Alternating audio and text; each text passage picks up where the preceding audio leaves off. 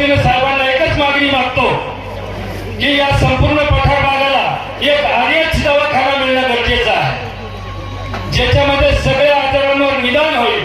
आमच्या सर्व